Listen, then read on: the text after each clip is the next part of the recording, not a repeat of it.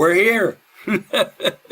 Happy almost Thanksgiving to our U.S. folk, and happy Saturday And night.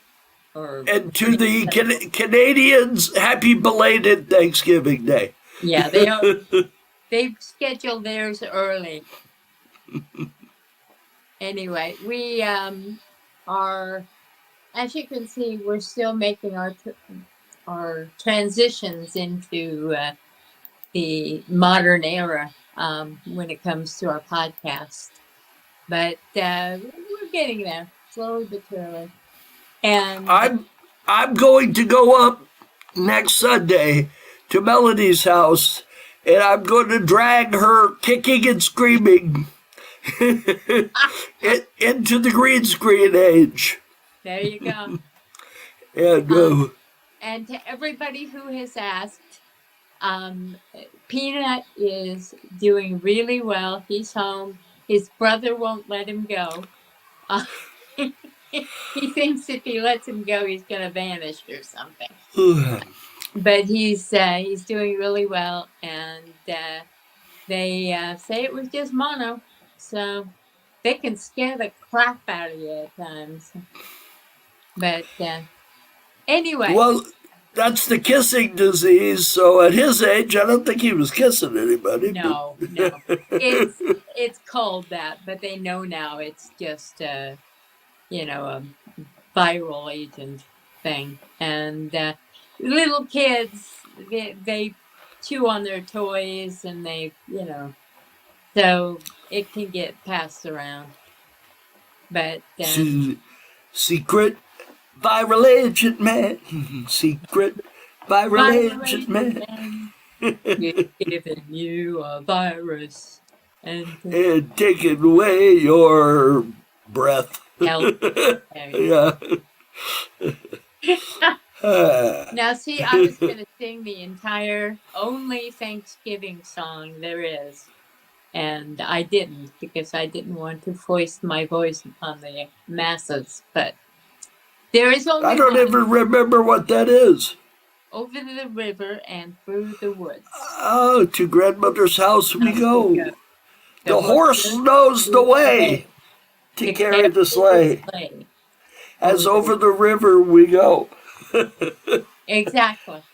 See, now we had to sing that at Fairmont Private School. That was a requirement of our teachers. And it stuck with us all these years. I think it was in McGuffey's Reader. Yeah, it was. I think that's why, because McGuffey's Reader, to those of you who don't know, it was an old 1800s book that they used to use in school, and I don't know if they still print it, but when we were going to school, they printed it still, and our school used it. It was the See Dick Run, See Jane Run, that kind of thing. That see, I don't know, see whatever. It had all kinds of great stuff in it. It had Byron and Yeats, and it's just terrific pieces of writing. But unfortunately, it also left me with a lot of artifacts of old-fashioned feats that crop up in my writing and that I hear about often. But, well, our reading book when I was in the 8th grade introduced me to science fiction. Yep. There was a play that was written in the last pages of my reading book, and it was called Rossum's Universal Robots, RUR. And that is the very first use of the word robot to refer to an automaton. So that's the great thing about the stuff we read, is that at that time it was required of the kids who went there to read broadly in various different genres. So we got to read stuff. I did want to say I heard a podcast that I want to recommend very highly. It is the podcast of the actor Paul Giamatti, and he who played John Adams, and he's played a lot of things, and he's brilliant. I've always known that. He has a master's in I believe it's in fine arts. And Wasn't he in Saving Mr. Banks? yeah, yes, Didn't he play the limo driver? I believe he did. Yeah, that's what I love about his work. He won't turn down a role because it's too small. Oh, it was a pretty big role. He probably had the second biggest role in that film. But it wasn't the starring role. And there are No. actors who wouldn't take that because of Well, that. Tom Hanks was the starring role Yeah, well, in it. And I liked it because it had Bradley Whitford in it. yeah. Do you know who Bradley Yes, Whitford I do. is? He was on The West Wing. Right. And he, I love character actors. They're always my favorites. And anyway, Paul Giamatti, I had been told, was an atheist and had very skeptical opinions about things. Well, lo and behold, but he starts a podcast about the paranormal. And it's about a lot of things. But he sat down with Billy Bob Thornton and talked about ghosts, and it's one of the most interesting hours of podcasting I've heard. So I highly recommend it. It's called Chinwag, as in, and Now, I recommend looking for Giamatti's Chinwag because you'll find other ones. So. now, I have to recommend one, and it isn't the one you think I'm going to recommend.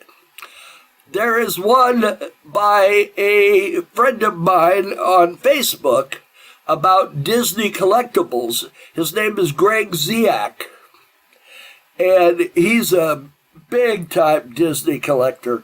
And he has, I forget the other gentleman's name that does the podcast with him. They've only done, I think, 4 episodes so far. And Greg has a lot of tie-ins with big people. Facebook has a lot of Disney, big name people from Disney on Facebook. Yes. Bill Cotter. I don't know if you're familiar with Bill Cotter. No idea. He's a Disneyland photographer and was for many, many, many years. Now I know. He's on almost all of the behind the attractions things. You'll see him and he'll talk about, how the ride started, and he's a Disney historian, and he's very interesting. And he runs one of the vintage Disney groups on Facebook. So but the one by Greg Ziak, look up Greg Ziak and Disney collectibles. It'll come up. But it's a good one. I've only listened to one of them so far, but it's real interesting. They wanted to have me as a guest.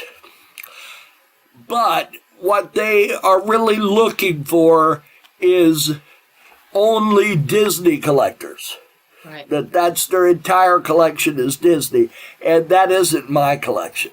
My collection is varied. Let's see, I had stuff all over my desk. For instance, this. Yeah. Which you can't see much of. See what that is? It's too yellow. Yes. It is an F&F molded die company car that was in Post serials back in the 50s. And there is a book called Free Inside that is all about those cars. And they're very collectible. I have another one. Let's see here. See, there's another one.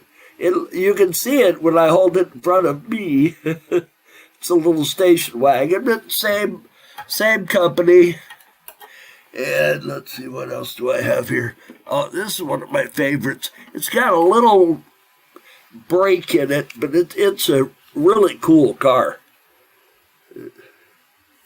And this is from back in the 30s. It is plastic. Well, this is what they call Bakelite.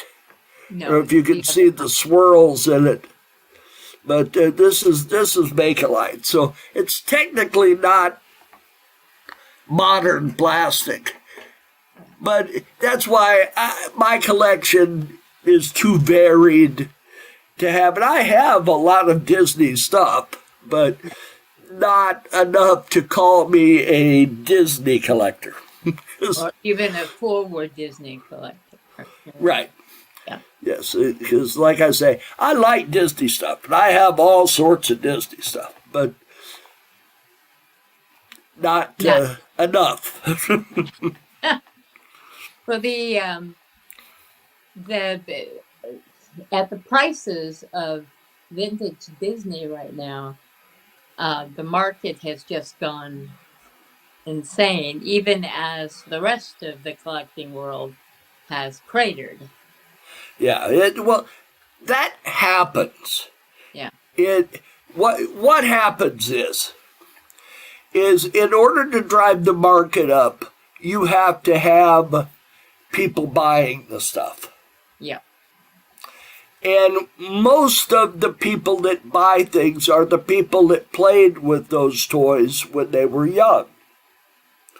So, for instance, when I first started getting into collecting toys back in the 70s, which we're talking over 50 years ago, is when I started collecting toys.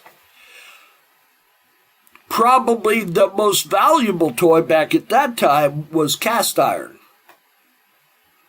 Where all the cast iron cars and trucks and things, and they were bringing, $500-600 for some of the good pieces. Well, now you can't give away cast iron. Because what happened is all the people that played with those that were born in the 20s are all dead. There's a few of them hanging around, but most of them that are still hanging around aren't playing with any toys or buying them. They're lucky to breathe. Yeah. So they're being interviewed by local TV channels and trying to breathe. Yeah. Right. So that's what happens when the people that played with the stuff start getting too old to really be interested in collecting the stuff anymore. Then the bottom falls out of the market for that item. Right. It's starting to happen to Star Wars toys. Yep.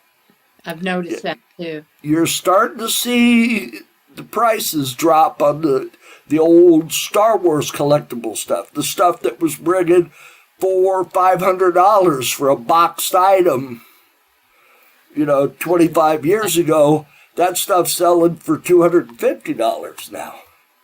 Yeah, and if you've got any of it, I'd get out from underneath it at the prices that it's selling for right now if I were you.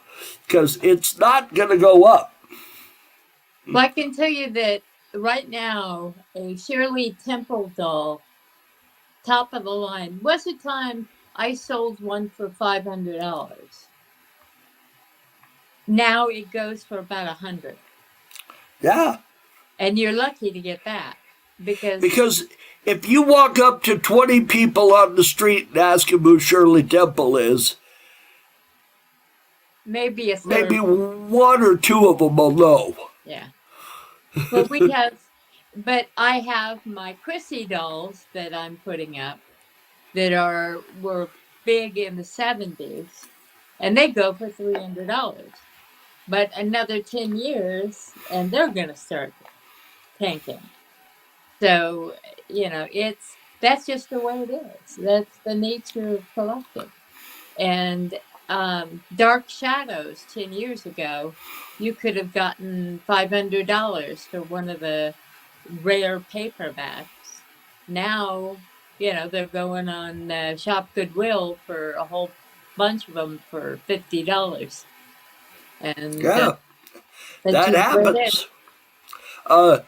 I have two items that I had as a kid, and I don't have my original ones, but I went out and found these and bought them about 25 years ago.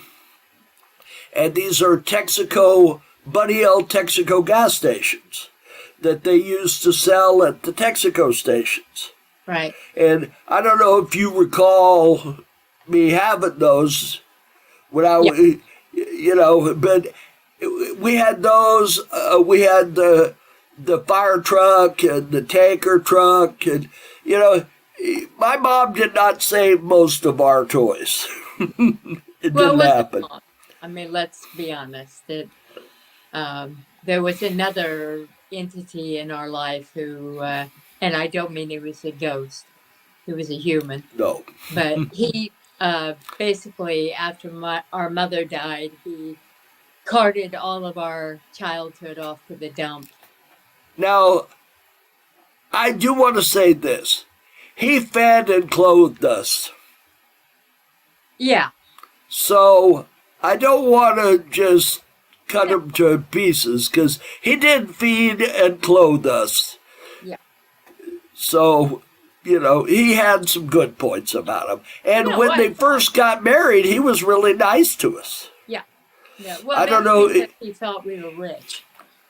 Well, he spent the first Christmas, he charged his credit cards up and bought us a bunch of cool toys, which was looking back on it now as an adult, I realize that was really a bad idea.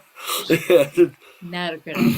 Anyway, but aside from that, that's what happened to our childhood. Is it got taken. Yes, because I have the only thing I've got that I really treasure is when I was little, my mom built a mission out of clay for me at school. And I still have one little piece of it that she made. And you couldn't buy that off of me for $1 million. Well, nobody would want it, but just the value it is to me. There's no amount of money you could give me to buy that from me. So I have a scrapbook that has Mom's writing in it, and that's never going out of my hands. So yeah, it's the same way. Yep. Now, we were talking about Disney a little bit ago. Yes, let's go back. Okay, now I went today. I took my grandson and granddaughter to see Wish. Today was the preview showing of Wish at one of the local theaters. And I was very surprised by Wish. First of all, something that disappointed me, and I hope this doesn't become Disney's new opening for all of their movies, but they have replaced the Disneyland castle, which was in most of their movies, with the Shanghai Disneyland castle. Now, that disturbs me, because Disney is an American company, or was anyway. Maybe they're not anymore, but they were an American company. And I think that showing the roots and displaying the Disneyland castle, or at least the Disney World castle. That's what they should do. And I didn't care for that. Let me say that this is not racism at all. There are plenty of very proud Asian Americans who would Right, agree. I'm talking about nationalism here. Exactly. It isn't the fact that they're Chinese, it's the fact they're not American. Exactly, and it's our birthright. It's our. It's the same way that J.K. Rowling is with wanting British people for her movies, the movies set in her universe. I mean, that's thoroughly understandable. And just the same, Disney is American. And for China to come in, or any nation, and usurp that and say, oh, here's our image, that's an insult to us. I would feel the same way if they had the castle from Disneyland Paris in there. It would bother me the same way, because it's not Disney's roots. Or Disneyland Tokyo or whatever. Right. I want them to show... I want them to show the Disneyland castle. Yes. Myself, because that's the roots of the company. They're celebrating 100 years of Disney. Well, the roots of all of that 100 years is right there in Anaheim. And our tax dollars went into supporting Disney, Disneyland, the entire, and the production end of things. Our tax dollars supported that. So the very idea that they would give us the middle finger like this is hideous. Yeah, I don't like it. I'm sure I'll get a lot of people saying, oh, it don't matter. They're an international company now, and this, that, and the other. But I'm sorry, I don't think that's the case.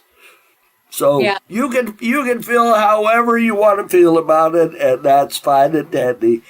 You're not going to change my mind. Now, back to the movie Wish. Now, I don't want to spoil this movie for anybody. So, I'm not going to jump on a lot of plot points that bothered me. But you will find this movie different from past Disney movies. That's all I'm going to say. Like I said, I don't want to ruin it for you. I want you to enjoy the movie. But I think you'll be surprised at the plot points that they hit in this movie, because they are certainly different than past Disney films. Let's just say that. Well, I think that Encanto and Coco were both very different from previous iterations of Disney. However, in good ways. Yeah, they were far different. Yeah, but I liked both of those films. They are, in fact, my two favorite Disney films now. So, I mean, they're very colorful. I like the music. I like the plot. All the Disney films should involve some kind of magic, because that's the whole idea behind that. Is the when you wish upon a star, your dreams come true. Yeah. And magical thinking's okay. Yeah, I mean, everybody knows that, it's not going to come true if you wish something, but it's nice to think about it that way. Yeah. It's nice to enjoy it to turn off your reality switch and enjoy the movie. Same thing with sci-fi, you know. Yeah. I like Star Trek because Star Trek seems to be something that might, provided we don't all kill each other, might actually happen down the road somewhere. Now, some of these new crazy Star Trek I'm not so sure about, but the original Star Trek and the Strange New Worlds, that's my Star Trek, the Strange New Worlds. I like that show. Anson Mount, I think he makes an excellent Captain Pike. I like that. Yeah. Well, see, there's still sci-fi and science fiction alive. And although, from what I hear, CW has put the death knell on some of our entries. If you're a superhero fan, you're not going to like what's going on at CW. Because they're basically 86ing all of the DC Comics shows. I mean, that was their thing. Arrow and, you know, a lot of those shows that were on there for years. You know, that was their bread and butter. And not anymore. Now it's going to be Bachelor, and well, I don't know if they have Bachelor, but it's going to be that kind of show from now on CW. That's all they're going to have is reality shows, because reality shows are cheap. That's right. Because you don't have to pay some actor, especially when they become popular, a bunch of money. Exactly. And what they do is they go in early. They get signatures that go on for perpetuity, locking them into a contract where they're paid next to nothing. And these people usually are working class or middle class, and except for the Kardashians, but they're a different thing. And they're not used to the amount of money they are getting. So they think, wow. And well, the plan behind a lot of these shows is they have a prize. And the prize is like $100,000, which is certainly something that I wouldn't mind winning $100,000. yeah. But that's all the show costs them, is they have to pay the camera crews and that $100,000. And all of the other people on the show that don't win the $100,000 get diddly squat. Yeah. They get nothing. So you have maybe, say, 20 cast members that you're paying $100,000 for all 20 of them. That ain't that much, not in comparison to what actors make. That's the thing, and you'll see. They also, especially with the food shows, the Food Network, they'll have some big contest, and they have now. In that case, those bakers usually have businesses that they can promote, so it's fiscally advisory to to go along that route for them. But for it's not something that's going to behoove most people unless you have a business to promote or something. Right. And what they do with those is they have 10 people on the show, and they're all cooking. Yeah. So it's a baking show, okay?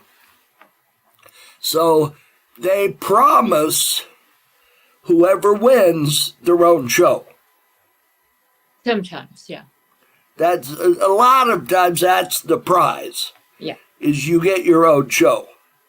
Well, if your own show doesn't go anywhere, You're out of luck. yeah, you might do 3 episodes, and if nobody's watching it, you're history. Well, So in the case so of, go ahead. and they pay them whatever SAG minimum is. Yeah. Yeah, it's depending on what state they're or country they're producing in. But in the case Yeah. of the Food Network, the holiday baking shows, they have a cash prize for the biggest shows of $50,000, and then they give them a show on their app. So at least they're honest about it. You're not getting your own show; you're getting on the app. Right. Well, what you hope for then is that your show on the app is popular enough to where they pick it up on the TV show. Right. But now, what you've got is you've got guys like Guy Fieri and those who won contests like that and ended up becoming a big star. Right. And there's a number of them who return to shows, who make return trips, and those trips they're actually paid for. So right, but like that one where the cooking show that has a prize of $50,000. Yeah. There's probably 20 people involved in the show. That means they made $2,500 for the entire show. But in their case, they are paid their travel and their lodging is paid for. So it's kind of like a free vacation for them, kind of thing. So it's not nearly as I don't think the viewers of those shows would put up with that kind of stuff. Not to the extent that goes on with Chopped and some of the other shows. Some of those are just horrible, what they've done. And it's not just the cooking shows. Let me say what happened to Pentatonics, who won the sing-off in their season. They won it. Oh, it was wonderful. It was terrific. They got this recording contract. Well, guess what happened to the recording contract? They looked at them, said, "We don't know how to market you," and canceled it. And so Pentatonics, they were out there, no money coming in. They had to figure out how to work YouTube, and that's what they did. So that's how they created themselves. Most of those shows are a ripoff. You have to be very careful and do not sign anything you don't have an entertainment lawyer look at. And that should be driven home to anybody who gets approached on that kind of thing.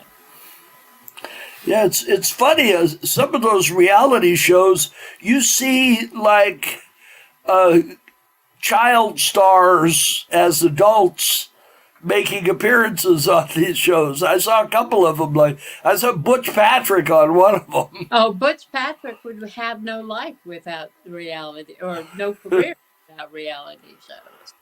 And that's the case with Todd Bridges is another one. Todd Bridges was for quite a while appearing at the Boulder Station up in Las Vegas. Yeah. He had a comedy act there at Boulder Station. So yeah. Todd Bridges, in case those of you who have no idea who Todd Bridges is, he was on Different Strokes. He played the older brother on Different Strokes. Okay. You remember Gary Coleman? Okay. He was the other one. Yep. That's the way. And Butch Patrick played Eddie Munster on the Munsters. The original. Yes, not the Not one with Fred Gwynn. Yeah. Butch Patrick is the only surviving member of the cast. Oh, is he really? Oh, that's sad. I think one of the Marilyns is alive. The original Marilyn died of cancer, I think. Yeah. And Grandmama, she was old when the show was made, so. Yeah. It's I was looking at the cast listing for the X-Files. I was amazed how many of those people are still alive and well. So yeah, it's very unusual. Like we talked about Babylon 5. Yeah. 9 of the original cast members are dead. Yeah. And that show ended only 25 years ago, so you would think, there'd be more of them alive. And some of the very young ones are the ones that died. The older Peter Jurassic that played Londo, he's still alive and kicking. And he was kind of immediately damned by his last name. I mean... Yeah, Jurassic Park. Yeah. Well, spelled different, but... I gave myself the rim shot, so... Yeah, but we lost Richard Biggs. He was young. He played Dr. Franklin on the show. He had aortic tear. Oh. And he was young. He was in his 40s. Mira Furlan, who played Delyn, she died of West Nile virus. Real weird. I know. She got it from a mosquito. And she wasn't that old. Bruce Boxleitner is still alive. In fact, him and Billy Mooney appeared in the cartoon that they just came out with recently for Babylon 5 called The Road Home, which if you're a Babylon 5 fan, if you like the show, Bruce Boxleitner was in it, Billy Mooney, Patricia Tallman played Lita Alexander. They're all in it. So... And I watched it. I bought it. Show. You should watch it. It was a terrific show. The original show was great. Straczynski, John Michael Straczynski, is trying desperately to reboot the show. Yeah. Unfortunately, Warner Brothers owns the rights to it. And Warner Brothers is cheap. They don't want to spend any money. So I think he's going to have to buy it from Warner Brothers before anything's going to happen. Connor is having a... I hear. Connor is upset. What about, I don't know, but he's upset. So he may come walking in here any minute screaming and yelling. So if that happens, don't be surprised. Well, that's the thing of producing these things at home, is we have the rest of our lives outside the door, Yep. In my case, it's just Chico, my cat, and my husband, of course. But Larry knows not to come in here at his age. So, but Connor is autistic, and he's a brilliant young man, and he has a lot of great future ahead of him. But autism can affect kids in different ways, and with Connor, it affects his moods. Yeah. And when he wants something, he wants it right now. He doesn't want it tomorrow or in 10 minutes. He wants it right now. And if we haven't got it, he is unhappy. And right now he's unhappy about something. I don't know what, but something. Yeah, it sounds like they're taking care of it, so... Yeah, he has calmed down, so somebody's been addressing his wants. Yeah. But he's a great kid. Of course he is. Both of you. Just something you have to deal with. Yeah, exactly. We all have things. And God knows I did. But anyway, we that I know that the what is his name? Who does the Orville? Scott McFarlane? Thank you, Scott McFarlane or Sean McFarlane, one of the two. He's attempting to create a production company for the production of science fiction. So I'm thinking that might be something that J. Michael Straczynski would want to look into.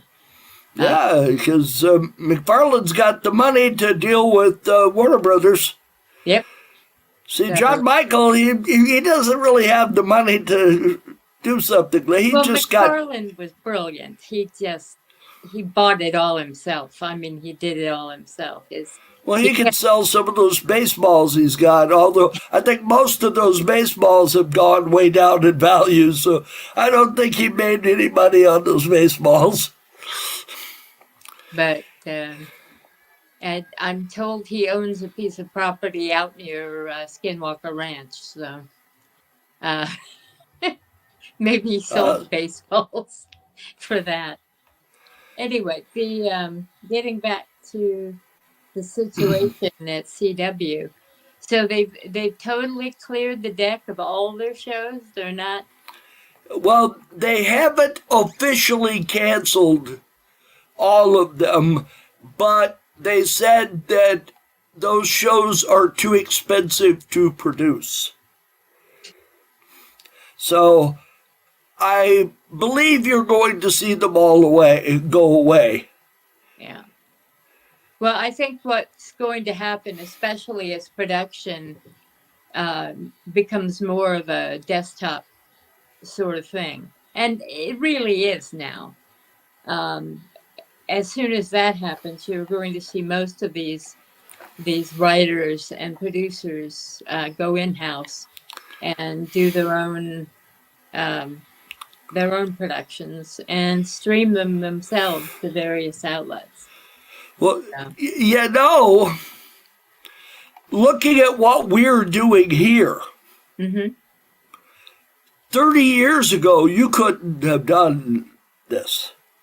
You couldn't have come close to doing anything like this. This is something that would have been on CBS or, satellite, broadcast over satellites and that kind of stuff. You couldn't possibly have done what we're doing. And you can shoot a movie on an iPhone. Yeah. Now, if you have the right stuff, one of those DJI, what do they call those things? I'm not sure. They hold your camera and keep them from shaking. And, yeah, I can't think of they have a name, but I can't think of what the name is right now. Sorry. But you can use that and you can shoot something that looks like a very professional piece of film. And if you've got some friends and a little talent and some lighting, for maybe a couple of $1,000, you could put together the stuff to make a professional-looking film. It was like our friend Ansel that we had on, who is a filmmaker. Yeah.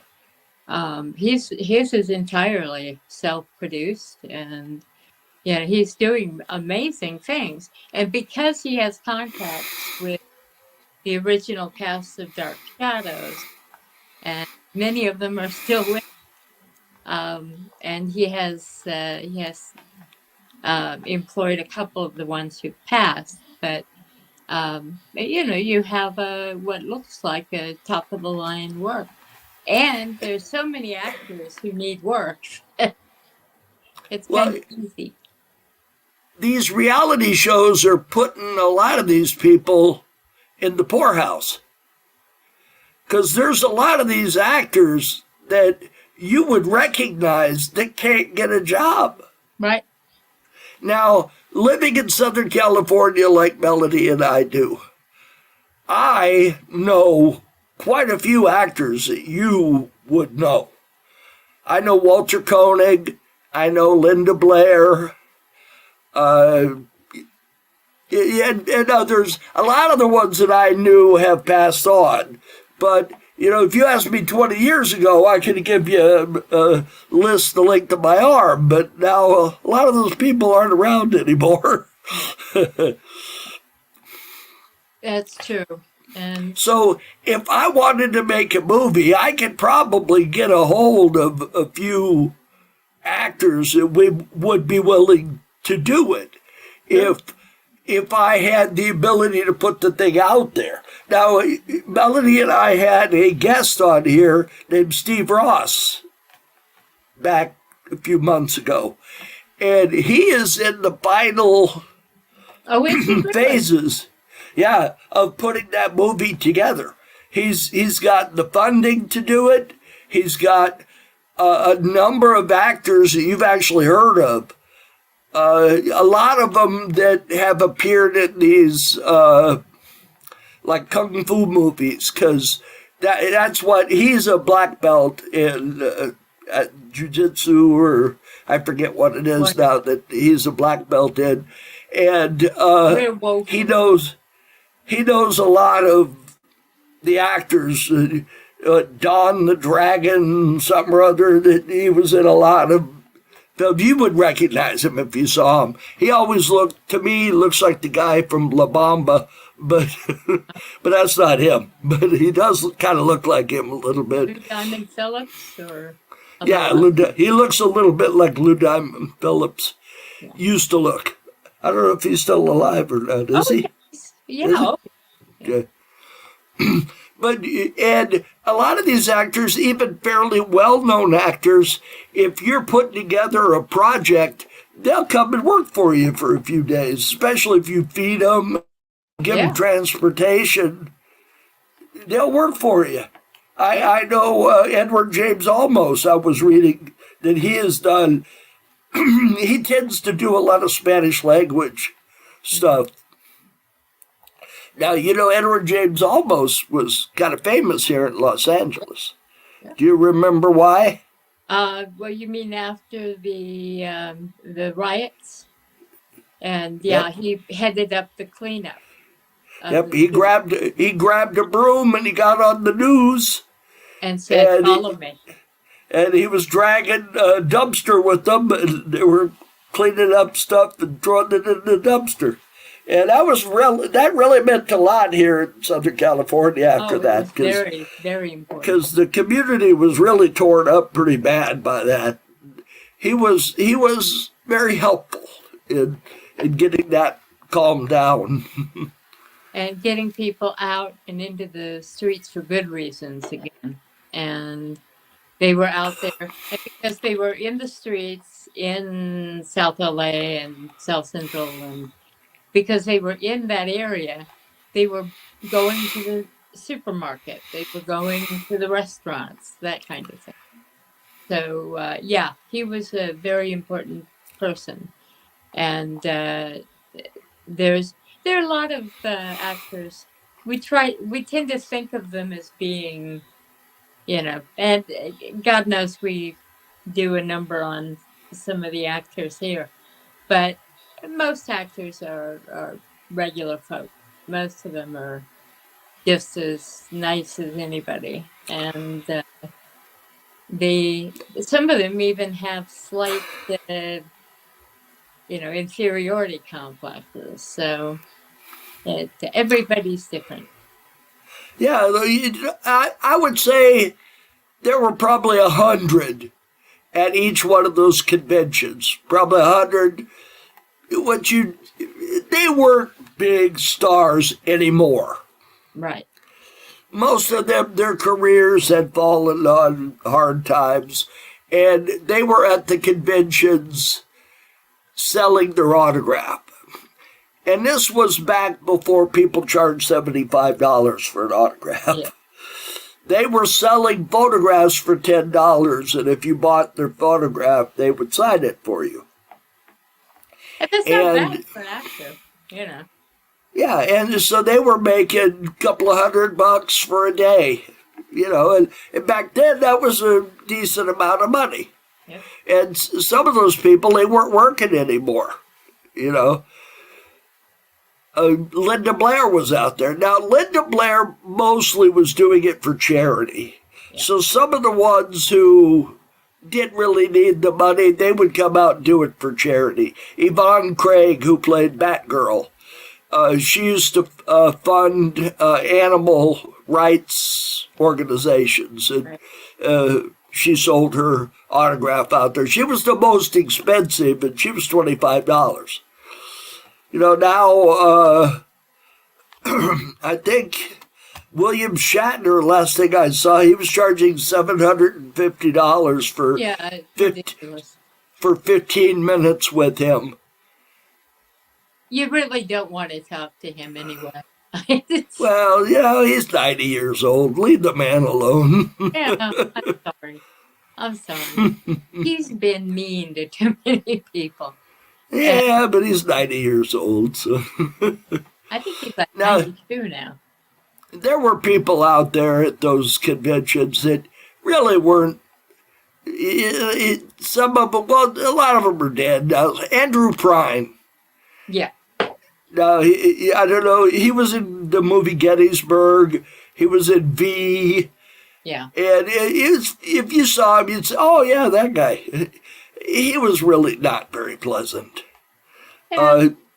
Gary Lockwood. Yeah. Who was in 2001: A Space Odyssey, and he was in the second pilot of Star Trek, right, Where No Man Has Gone Before. He played the guy that ended up getting taken over by he turned into a god. I'm sure you remember him. Yeah. And he wasn't very nice either. And Richard Herd was okay, but he was insistent. If you wanted to take a picture with him, you had to pay him. Well, he was the only one that did that. Well, that's kind of stupid, but talk about. But he's gone now too. Yeah. Richard Herd, though, he was a fairly well-known actor. He was in Eight Is Enough. He was in, let's see, Eight Is Enough. Isn't that the one that had the girl from Nightmare on Elm Street? I don't know. Eight Is Enough was... was that the one about the basketball coach? No. Eight Is Enough was Van Patten and Diana Muldaur for the pilot, and no, not Diana Muldaur, the other Diana. I'm old. And it had Don Grady as the oldest son. Who? Okay, yeah. There was another one where he was a basketball coach and he had like 7 or 8 daughters. Yeah. And the girl that was in Nightmare on Elm Street played one of his daughters, and I can't think of her name offhand. I don't remember that at all. But so that's the bad thing. Melanie and I probably do our best shows when we just wing it. Yeah. We just get out here and just talk about, whatever. And that's what we're doing now. But the problem with that is you haven't got any notes. And so you when we easily go. Yeah, when we I'm branch right now. When we branch into something, that we don't remember. So, and a lot of these names, I know. If I wasn't on this show, I would be able to tell you that girl's name. Yeah, there's a whole different thing when people are watching you, and it's like any of you who are teachers, By the way, we are planning a show where we're going to talk to people who've met a lot of actors and actresses and entertainers. And if you have done so, please get in contact with me. I'm on Facebook, Melody Clark. My email address is melody23@gmail.com. So drop me a note, let me know, and we'll work it in somehow. And it's not for dropping names. We don't want to hear about what great friends you are with them. We we just want to, it's like Mark and I do. We just say we talked to them and they were nice or they were a jerk.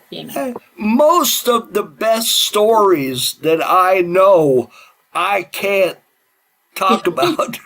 Talk about. Linda Blair told me a great story. And I told Melody, Melody knows what I'm talking about, but I wouldn't want to embarrass Linda. So I'm not going to. Stories from The Exorcist that. So if I manage to outlive Linda, which I hope isn't true because she's younger than I am, but if I manage to outlive her, I'll tell you the story. But she most actors have just insane stuff.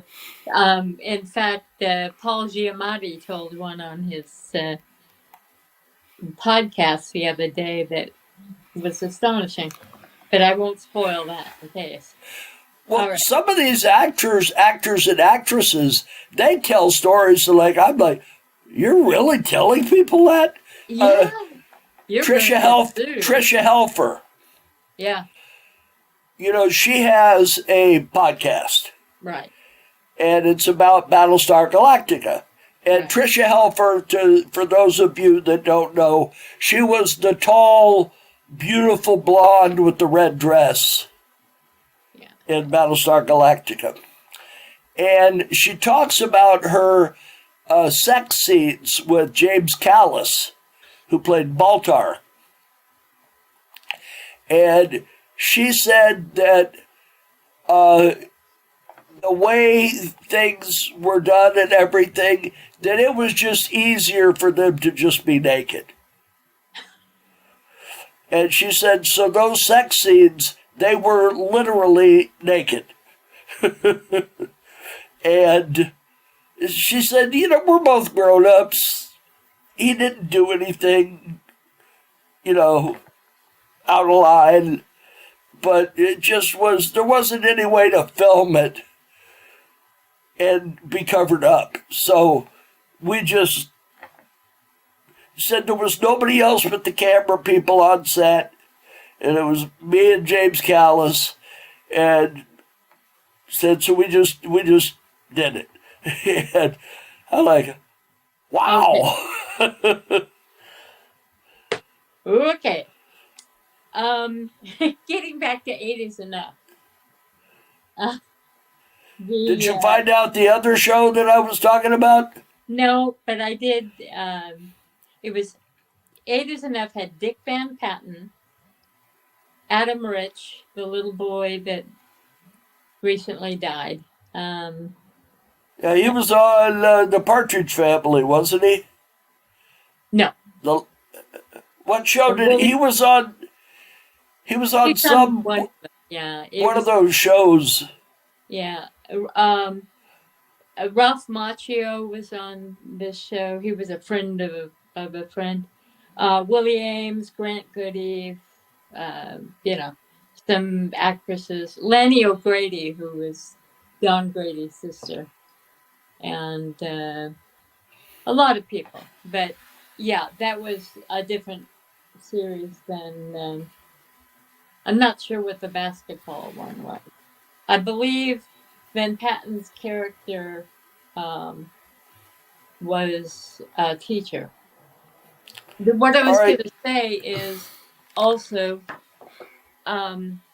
this show unfortunately had a production assistant who was a pedophile. And that's the nature of TV. Until these production facilities start, and it's not just the production firms, but the whole facility where, like, this was produced in Santa Clarita, and it's not in LA proper, so it's off the LAPD. Beaten track. Yeah. Go ahead and talk for a minute. Let me look up something. Okay. And we're right at the top of the hour. Well, we can go over a minute. Go.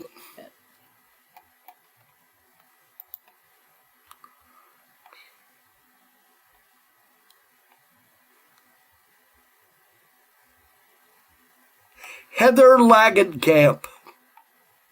Okay. That's the girl. Okay. And hang on.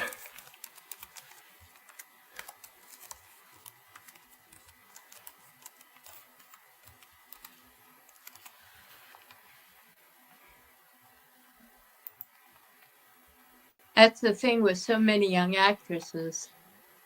There's so many of them that run into horrible situations in even the best TV shows and end up leaving the business because of various reasons. So, if you wonder whatever happened to thus and so, look it up.